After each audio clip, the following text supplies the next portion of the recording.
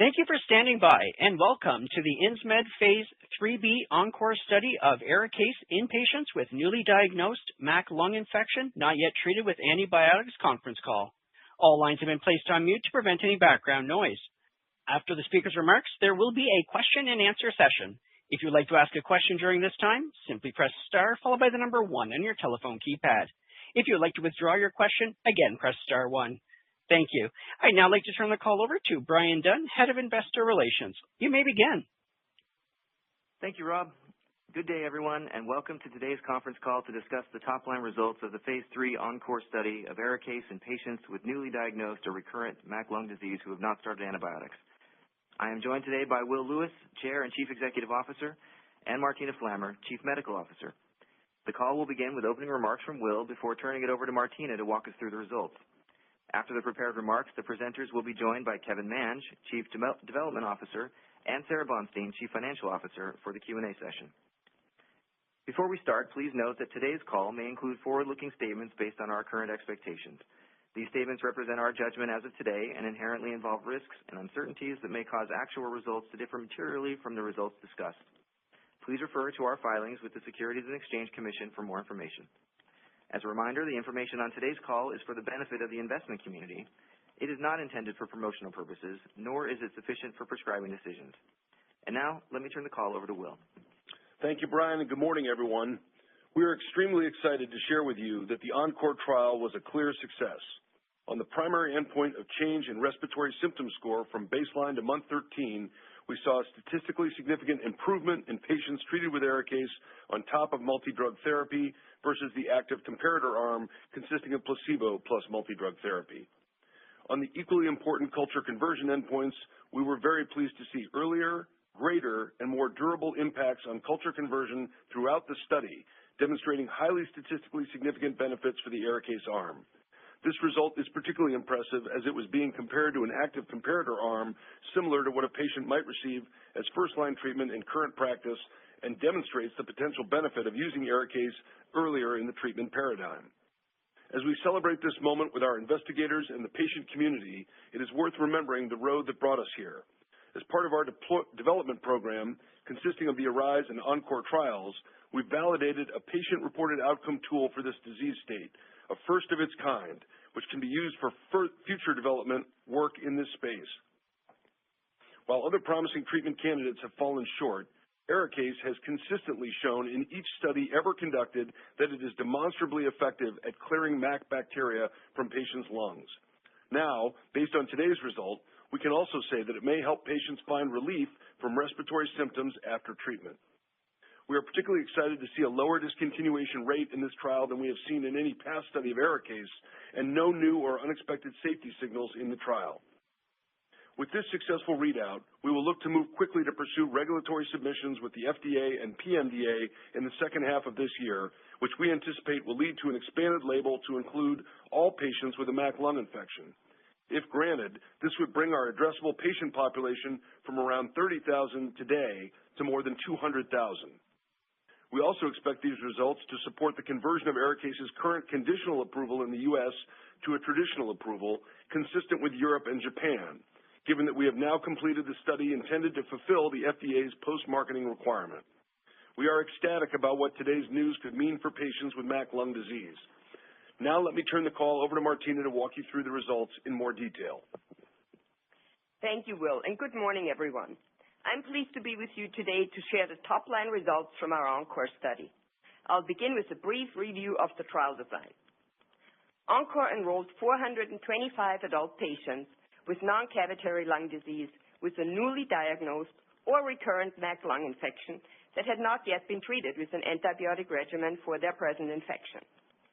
These participants were randomized on a 1-to-1 basis to receive either ARIKAYCE plus azithromycin and ethambutol or an empty liposome placebo plus azithromycin and ethambutol. Treatment was administered once daily over a 12-month period, followed by 3 months off treatment. The primary endpoint in ENCORE was the change from baseline to month 13 in the 8-question respiratory symptom score, or RSS, which was derived from the 9-question QOL-B respiratory domain questionnaire. This patient-reported outcome tool was previously validated and agreed upon with the FDA.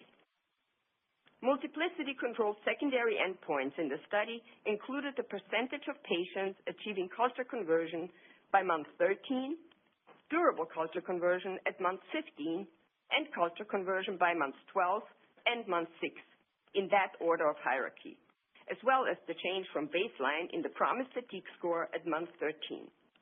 Safety and tolerability data were also collected throughout the study. On slide 9, we provide the baseline characteristics of the trial by treatment arm. Randomization was stratified based on geographic region and whether a patient had a history of previous MAC infection.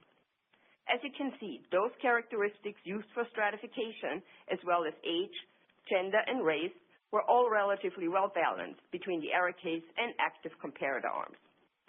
While there was a modestly higher mean baseline RSS in the ARIKAYCE arm, it is important to note that the primary analysis was designed to adjust for any baseline imbalances in RSS, geographic region, and history of MAC infection. Now let's take a look at our primary endpoint of change in RSS at month 13. I'm pleased to report that patients in the ARIKAYCE arm showed a least square mean improvement in score of 17.77 points, compared to a mean improvement of 14.66 points in the control arm. This separation of 3.11 points was statistically significant with a p-value of 0.0299. Interestingly, this symptom benefit continued to expand after month 13, with the difference between arms increasing to 4.8 points at month 15, or 3 months off treatment, with a nominal p-value of 0.0015. This further highlights the durability of the symptom improvements that can be achieved with treatment with ARIKAYCE. In addition to the comparison I just described, we also conducted a responder analysis using covariate adjusted cumulative distribution function, or CDF curves, which are shown in this slide. On the horizontal axis, the CDF graph plots a continuous view of respiratory symptom score changes, both positive and negative, with improvement on the left of the zero and deterioration on the right of the zero. The vertical axis plots the cumulative proportion of patients in each study arm that experience at least that level of respiratory symptom score change. The purple curve represents patients in the ARIKAYCE arm, and the blue curve represents patients in the comparator arm. A positive change in respiratory symptom score represents an improvement of symptoms from baseline to month 13, and the negative change represents a worsening of symptoms. Based on our prior work with this PRO tool, we established a range of thresholds that could be considered a meaningful within-patient change in RSS score, which is the preferred approach recommended by the PRO experts at the FDA. At the low end of that range is a threshold of 16.67 points, and at the high end is 20.83 points. Importantly, this graph demonstrates that the ARIKAYCE arm outperforms the control across the range represented by both thresholds. The consistent separation you see on this curve means that regardless of what exact values are selected as the range of meaningful within-patient change by the FDA, ARIKAYCE used in combination with multi-drug regimen would result in more patients achieving a clinically meaningful improvement in respiratory symptoms. Turning now to culture conversion, which is often cited by physicians as the most meaningful measure of the efficacy of any drug for the treatment of MAC lung disease. To provide some context for our discussion, culture conversion in the ENCORE study is defined as having 2 consecutive months of cultures that remain negative for MAC. The definition of durable culture conversion at month 15 requires all cultures to be negative at month 11, 12, 13, and 15. Consistent with the results shown in our past trials of ARIKAYCE in both the refractory and frontline setting, ENCORE demonstrated that a significantly greater proportion of patients in the ARIKAYCE arm achieved culture conversion compared to patients in the active control arm, and this was demonstrated across multiple time points in the study. Beginning with month 13, or the same time period at which we measured the respiratory symptom score for the primary endpoint, we saw that 82.4% of patients in the ARIKAYCE arm achieved conversion compared to 55.6% in the active control arm, a highly statistically significant difference of approximately 27 percentage points with a p-value of less than 0.0001. Perhaps even more striking is that this high rate of culture conversion in the ARIKAYCE arm was maintained over time. On slide 13, you will find results from the key secondary endpoint of durable culture conversion at month 15, or 3 months off treatment.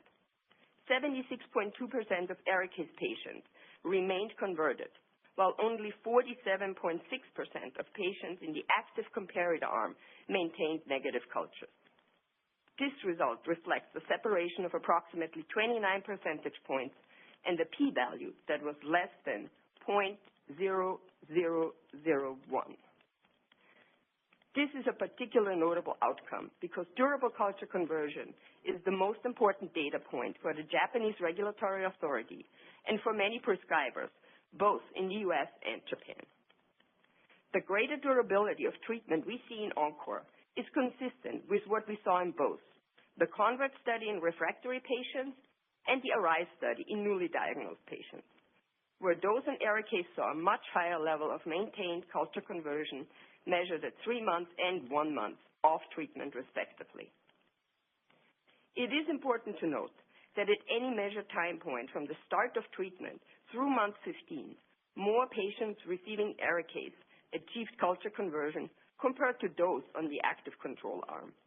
In fact, the secondary endpoints of culture conversion at month 12 and month 6 were also highly statistically significant, with each achieving p-values of less than 0.0001.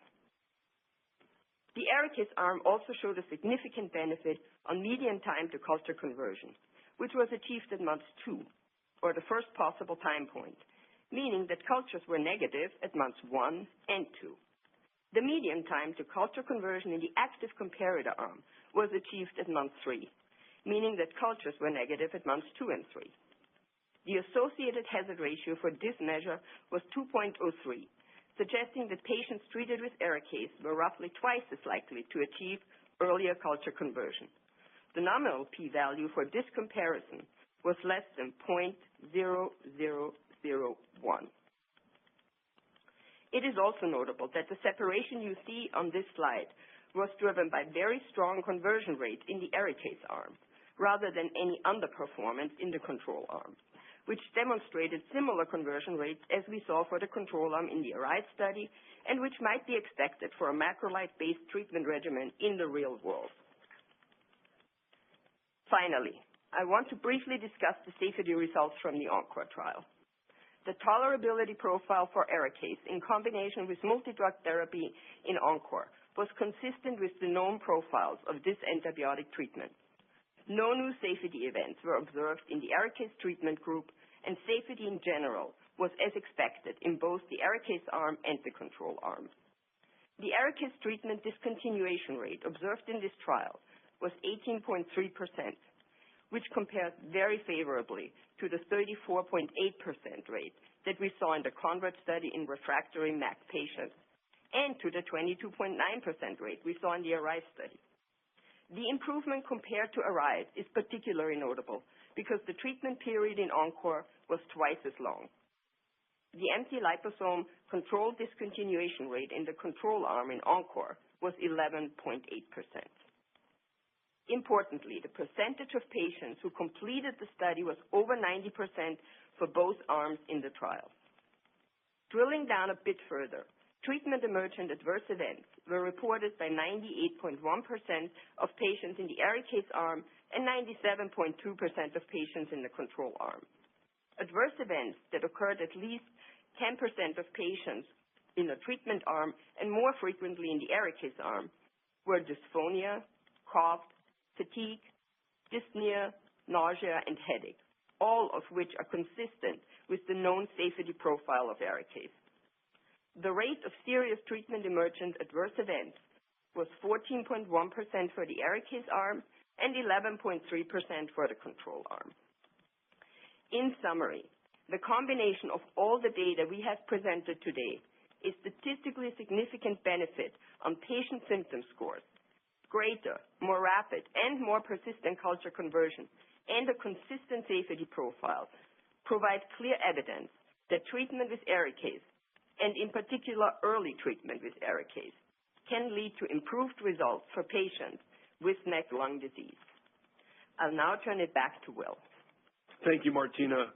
Today's results are incredibly exciting for all of us at Insmed, but more importantly, for all those who struggle with MAC lung infections and for those who provide treatment to and care for those patients. ENCORE has provided new hope that with the early addition of ARIKAYCE to the treatment paradigm, patients can experience improvement in their respiratory symptoms and have a greater chance to convert sooner and stay converted for longer. We will now work with urgency toward making this important treatment available as an approved treatment option for use in all patients with a MAC lung infection. We want to thank our patients and investigators for their courage and support on this journey, which we hope will result in many more patients benefiting from treatment with ARIKAYCE. And with that, operator, I'd like to now open the call to questions. Can we take the first question, please? Thank you. We will now begin the question and answer session. If you'd like to ask a question, please press star one in your telephone keypad. We ask that you please limit yourself to one question. You may re-enter the queue for any follow-up questions. Your first question today comes from the line of Greg Suvannavejh from Mizuho. Your line is open. Hey, good morning. Thanks for taking my questions, and congratulations on this data. Just for context, bigger picture, with respect to how to put this data in the context of the current standard of care, so to speak, which is like triple antibiotic regimen, given the study, while nicely positive, can you give a sense of maybe how physicians might look at this data and put it into practice in the real world? Thanks. Sure. Well, one of the most exciting things about this study was when we were originally designing it, we worked closely with the KOL community as to what would be the right way to look at this in the frontline setting. And what you see today is very clear evidence that ARIKAYCE, in addition to a two-drug regimen, provides real benefit both in symptoms and in culture conversion. That two-drug regimen plus ARIKAYCE sets a new standard of care for how to treat initial patients who are diagnosed with MAC lung infection. And that was really the intention behind the study, to create a path toward a new standard of care. The drug that is sometimes included later on is rifampin. It's always been very controversial as to whether or not there's real benefit from its addition, and there are known safety effects there that really dissuade a lot of physicians from using it. So it was left out in this case, and we're happy to be able to present these positive results that show it is not only highly beneficial to add ARIKAYCE, but that really, when you look at the baseline or the comparator positive control arm, you don't see any absence of effect or benefit from the removal of rifampin. So positive on all fronts. Your next question comes from a line of Jason Zemansky from Bank of America. Your line is open. Good morning. Let me echo my congratulations on the data, and thank you so much for taking our question. Maybe just a follow-up here, but Will and Martina, especially given the culture conversion data, what sort of long-term benefit is this likely to mean for patients? I mean, is there a potential for a survival benefit, or are we just sort of talking about, the benefits associated with the discontinuation of rifampin? Thanks so much. Thanks for the question. I think, I'll just make a comment and then turn it over to Martina. The study is obviously unequivocally positive on all fronts, and we're super excited about that. What it may mean for the longer term, I think, can begin to be imagined just by virtue of the experience we've had to date, where the drug has been on the market for 8 years now in the United States. And in that context, lots of patients and lots of physicians have seen the benefits from its administration. We haven't done a specific study to look at things like survival benefit, but those are the kinds of questions that we are certainly going to be curious to engage in and answer. And we're now going to be able to do it from a much larger pool of patients as we move to the all MAC diagnosed population. I don't know, Martina, anything you want to add? Yeah, what I would add is it just shows you what the durable culture conversion benefit is. So these patients at month 13 have been 1 month off drug, and at month 15 have been 3 months off drug. And the hypothesis here is that sometimes for the control regimen, for 2 regimens, you may get a negative culture, but you may not get a full clearing of bacteria. And ARIKAYCE appears highly effective in eradicating bacteria because of its mechanism of being right there in the lung, and that is something that might not be achievable with a systemic oral antibiotic. So if you think about the achievement and the opportunity a patient can get from treating with ARIKAYCE in that regimen, it is something to consider also to prevent that patients potentially become refractory. So treating early here is based on this data evidence that would be helpful for patients. Your next question comes from the line of Ritu Baral from TD Cowen. Your line is open. Good morning, guys. Let me add my congratulations on this data, especially this culture conversion rate. I did want to focus on safety and tolerability, especially as it relates to if there's a type of first-line patient you're going to target and what it might mean for pricing. Martina, if you could talk about the dysphonia rate and the transience of the dysphonia, if patients recovered or if there was any permanent dysphonia, and how that may relate to the risk-benefit that first-line patients, basically which first-line patients might be appropriate for it, and then the impact on gross to net. Go ahead, Martina. Yeah, so dysphonia along with cough and are very well described potential side effects for ARIKAYCE. And we've seen in the study that their dysphonia rates were slightly higher, and they're at 58.7%, while we see them at 8.5% in the control arm. But what we also know after 8 years on the market and the experience with ARIKAYCE on both the investigator but also with physicians in general side has now, of course, been increased. We also have educated sites of how do you prepare patients for what potential side effects or respiratory side effects they may experience. And we've also learned that if you put in certain measures, for example, gargling with warm water or taking ARIKAYCE before bedtime is a benefit and can ameliorate these symptoms. So overall, the benefit risk is actually very strong. This is for 12 months treatment, and patients have, as you see, the discontinuation rates are lower than what we've seen in ARIKAYCE for ARISE and certainly for CONVERT. So I think everybody has learned how can I work best with this drug, and it is, I would think, even a strengthening of the benefit risk. Thanks, Martina. And Ritu, on the pricing and GTN question, we had priced originally ARIKAYCE for the broader label, so no change in WAC. On gross to net, for this year, as you know, we guided low to mid-20s. You will see a natural uptick in gross to net as the small manufacturer sort of bleed-in happens for ARIKAYCE or for ARIKAYCE more broadly, but we have always done and will continue to do appropriate and targeted contracting. This will be, ARIKAYCE is the only controlled product that is approved, and now pending FDA approval will also be that in the broader label. Your next question comes from a line of Joe Schwartz from Leerink Partners. Your line is open. Thank you, and congratulations on the super outcome. Can you help us understand how representative the ENCORE trial population is relative to real-world treatment practices for frontline MAC, and how that should inform our expectations for these results to translate into market penetration, assuming approval? Thanks for the question. Sorry I couldn't be there today, Joe. Over to you, Kevin. Yeah, so thanks for the question. So it is representative of real world. The comparator here is a clinically relevant comparator out of the gate, and it's the same control group that we used in the ARISE study. And so as Will had said earlier, often a third antibiotic that's used either right away or subsequently is rifampin. In talking with external experts when we started this program for the United States is more times than not, rifampin gets stopped and patients are on azithromycin and ethambutol. So we do think the study is representative of real-world experience. The control group had activity as would be expected for the conversion rates at month 12. And so, I think definitively this study being the largest study ever done in this disease as a double-blind randomized controlled superiority study, I think shows very clearly, the benefit of adding ARIKAYCE on top of the background regimen for symptomatic improvement and microbiological improvement as well, too. Your next question comes from a line of Vamil Divan from Guggenheim Partners. Your line is open. Great. Thanks for taking the question. Congrats as well on the data, and maybe building on some of the other questions people have been asking just about sort of putting this in context.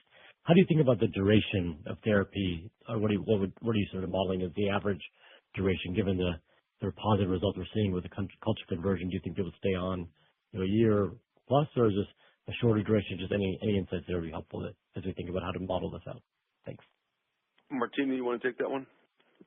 Yes. So what we've seen in this study is the 12 months treatment gives patients not only a higher and an earlier and a greater achievement of culture conversion, but it also gives the durable culture conversion. And being 3 months off treatment and still seeing how good the effect was on the ARIKAYCE arm, versus as soon as you see that the treatment stops in the control arm, it goes in the other direction.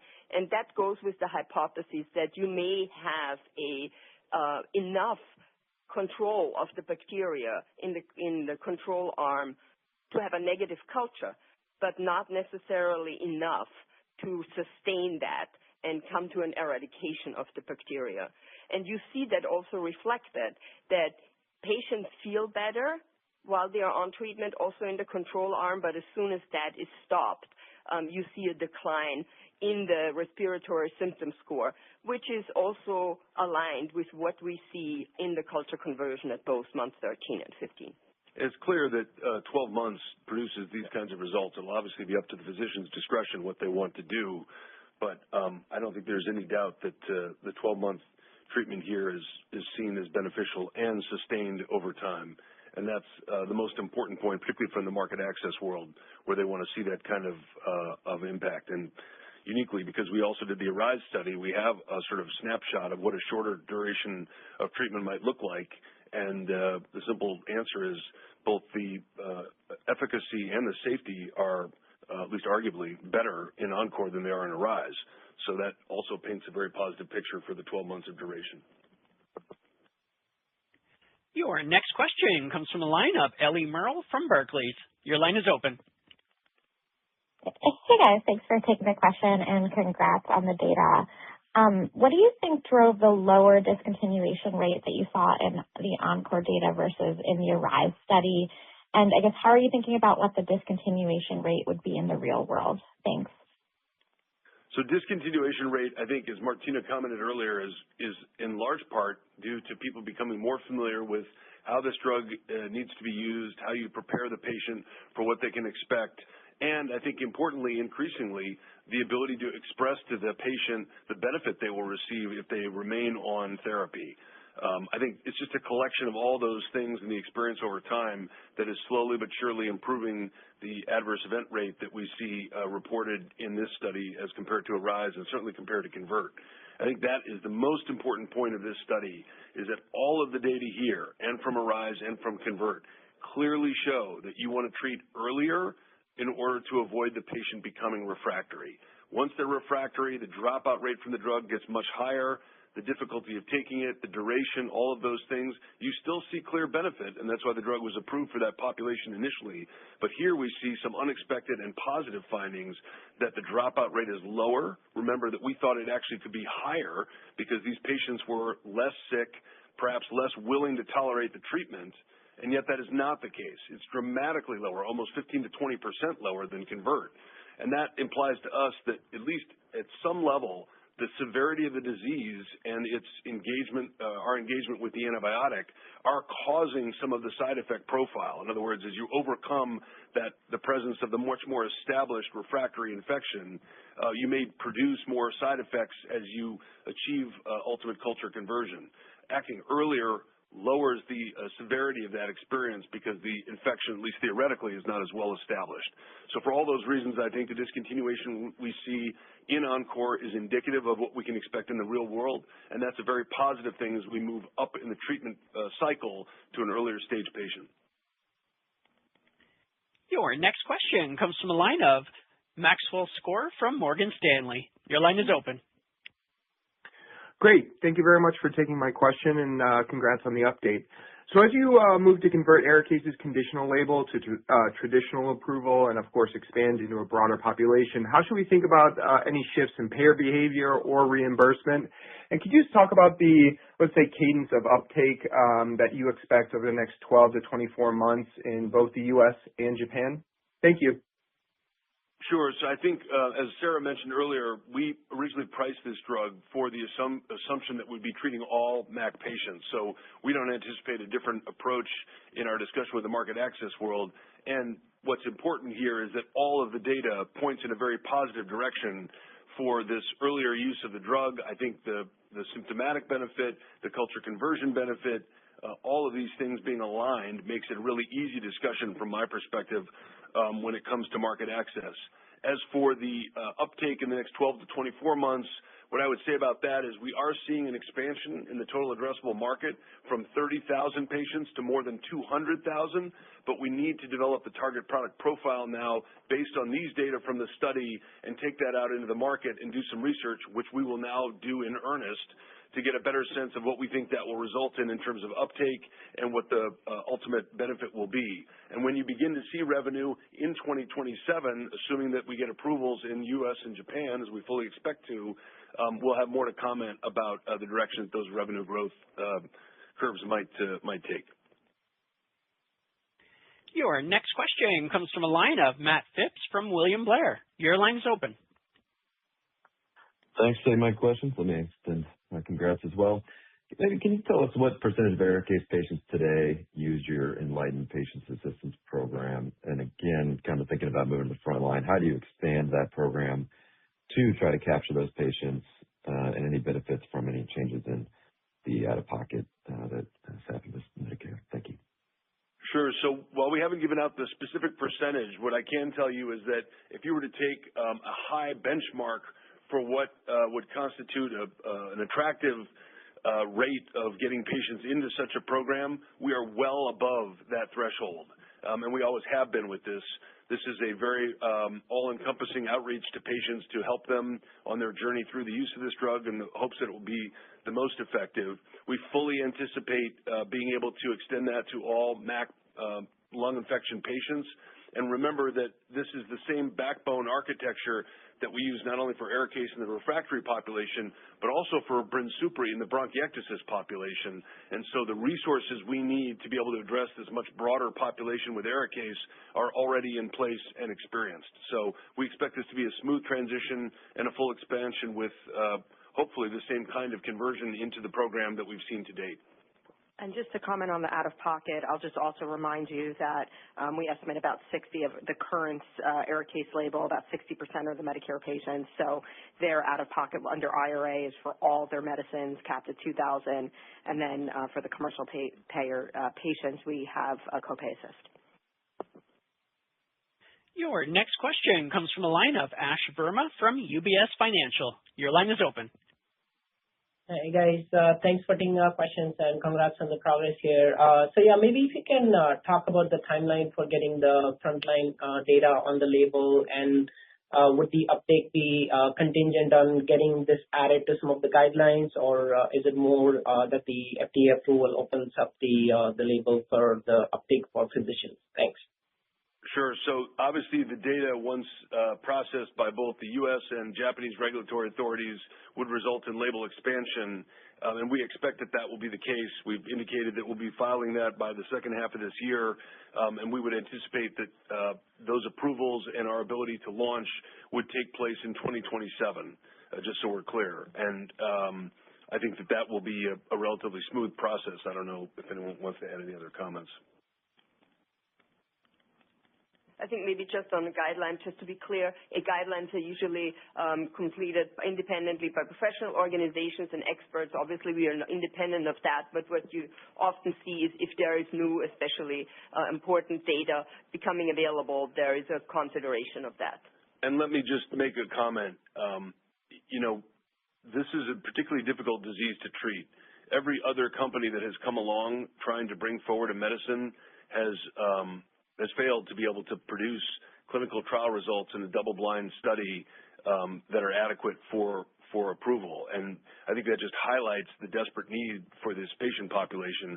So a clear and strong win like we have today, I would anticipate would be something that is noticed pretty rapidly by the key opinion leader community that is authoring these guidelines. Your next question comes from a line of Leonid Timashev from RBC Capital Markets. Your line is open. Hey guys, congrats on the data and thanks for taking my question. I wanted to ask also on the opportunity. I guess, there's been significant ex-US use of ARIKAYCE. So I guess with the label expansion, I'm trying to understand how you're thinking about the balance between ex-US and US revenues, especially given that you guys have been somewhat cautious of MFN impact. And then related to that, is there anything you can say on epidemiology and just the trends you're seeing with diagnosis rates or prevalence of infection over time? Thanks. So thanks for the question. Yeah, we do get a meaningful percentage of revenue from Japan in particular for MAC lung infection in the refractory setting. And it's important to remember that while it's not fully understood what causes the MAC lung infection to develop in particular patients, factors that certainly lean in favor of that are an elderly population, prior history of smoking or lung issues, proximity to water, and when we talk about the island nation of Japan, that's pretty much a perfect description of its population. So with that in mind, it's not surprising to understand that there are more diagnosed MAC patients in Japan than there are in the United States. So the opportunity there is quite significant. There is a price differential there that is evolved over time, but it is important for people to understand we priced at parity between the U.S. and Japan when we launched on a list basis. So I think Japan will continue to be an interesting opportunity. There are more MAC patients there than there are in the U.S. Another feature of their annual checkup is that they include an X-ray as a matter of basic practice. So there's a higher propensity to be able to identify this infection that may be contributing to the higher diagnosis rate. All of those things collectively suggest that we would expect to continue to see material revenue generated from Japan as the label expansion occurs. I don't know if anyone else has any other comments. Okay. Your next question comes from a line of Faisal Khurshid from Jefferies. Your line is open. Hey guys, thanks for taking the question. Just one quick one. You've kind of commented or characterized the overall TAM expansion of being, sort of like greater than 6 times the refractory TAM in terms of number of patients. Could you characterize how you think about the peak potential uptake into this opportunity? Like where do you see this, potentially maxing out from a revenue opportunity perspective, given the other standards of care? Thank you. Yeah, thanks. I appreciate that question. We're still working on the answer to that question, to be candid, and we needed the target product profile specifically generated from this study in order to be able to go out and have the dialogue with physicians to see how they interpret the risk-reward, how they see it for their patient populations, and what the application might be in the practical setting. I think what is important to note here is that the data from this study is unequivocally positive from the perspective of physicians who are seeking to eradicate evidence of the infection in their patient populations. Moreover, if you just reflect on where CONVERT took us, we saw about a third of patients convert after the CONVERT trial to a point where they had no evidence of bacterial infection. In the case of ENCORE and ARISE, we're seeing north of 80% of the patients converted by month 6. That is a striking improvement compared to what happens if you let a patient become refractory. So there is a powerful motivation in the data to move to treat these patients earlier, and the dropout rate going down suggests that actually the treatment burden for the patient is reduced. So that collectively paints a very positive picture for expansion into this broader population. How big, how fast, and what that ultimately means for peak sales, we need to come back to you with specifics on that, but certainly we anticipate moving in a very positive direction. Your next question comes from a line of Danielle Brill from Truist Securities. Your line is open. Hey guys, this is Alex on for Danielle. Thanks for taking the question and congrats on the data. Just a detailed checkbox question on the discontinuation rate. Given there was a slight imbalance in the rate of discontinuations between the arms, did you perform any sensitivity analyses to query the potential impact of the imbalance? And if so, were the findings consistent with the top-line analyses? Thanks so much. I'll turn that one over to Kevin.